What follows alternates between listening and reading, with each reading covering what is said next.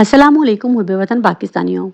Iran के पाकिस्तान की सालमियत पर हमला करने के बाद अब नए नए सवालात ने जन्म ले लिया है।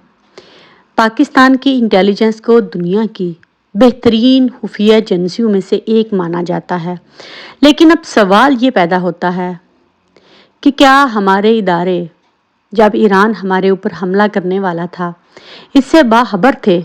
अगर बाखबर थे तो उस वक्त पर जवाबी कार्रवाई क्यों नहीं की गई? तो मुझे वतन पाकिस्तानियों, इसका जवाब बहुत ही आसान और सीधा है। जिस तरह 9 मई वाक़े की आड़ में पाकिस्तानी अवाम को कुचला गया, मज़ा तो तब था कि ईरान पाकिस्तान के ऊपर जब हमला कर रहा था उसी वक्त इसको नाकाम बनाया जाता।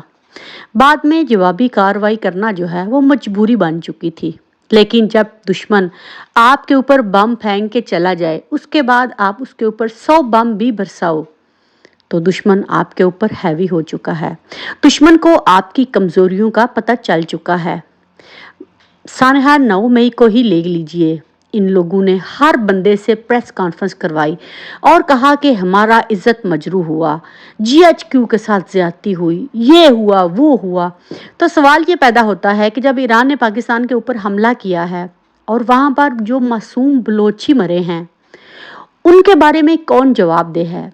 क्या आसिम मुनीर आकर इस बात को तस्लीम करेंगे कि बतौर आर्मी चीफ मैं नाकाम रहा अपनी ही अवाम को तहफ़्फ़ुज़ देने के लिए, क्योंकि ये लोग अवाम को पहले ही पकड़ रहे हैं।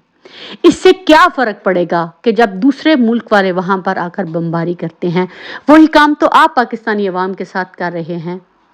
ईरान ने तो फिर भी पाकिस्तानी हदूद में जो है वो आकर खिलाफ वर्जी की है। आपने तो पूरे पाकिस्तान के आइन और कानून को ही हिला कर रख दिया है। अब वो DGISPR कहाँ है? अब उन्होंने अवामी सवालात का आके सामना क्यों नहीं किया? उन्होंने अवाम को क्यों सच नहीं बताया कि क्या आपकी एजेंसीज इस हद तक वीक हो चुकी हैं कि उनको एक मुल्क का ड्रोन आता है, वो हमले करता है और आपको पता ही नहीं चलता? तो फिर आप मान लीजिए कि आप गैर मुल्की मुदाखलत का जवाब नहीं दे सकते, क्योंकि आप इस टाइम पर सियासत में पड़ चुके हैं। आपका काम सियासत नहीं है, आपका काम सरहदों की हिफाजत है। अब कौन इस चीज की आकर जो है वो जिम्मेदारी कबूल करेगा? आपने इमरान खान की पार्टी को ये कहकर तोड़ दिया कि इसने फौज जो है उसके एहसासात को मजरू किया है।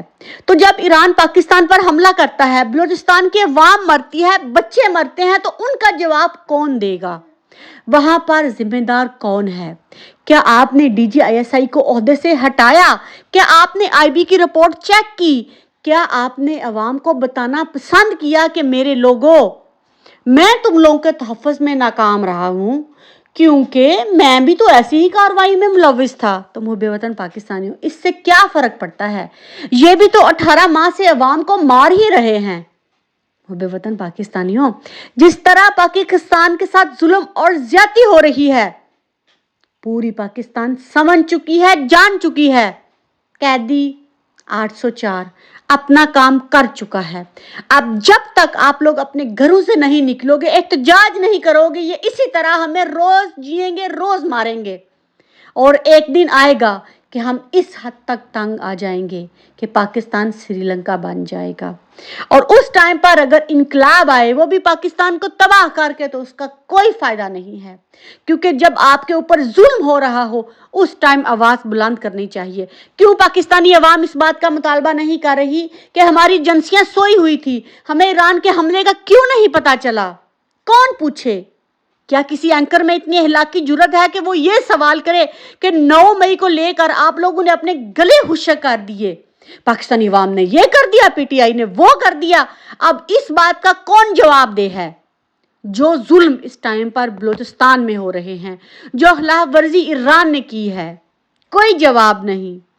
छोटा सा लॉन्च करके प्रोग्राम सारी चीज़ों को पीछे कर दिया। अब फिर से मिली नगमे बनेंगे, तराने बनेंगे, सल्यूट बजेंगे, लेकिन पाकिस्तानी अवाम जो है वो सब समझ चुकी है।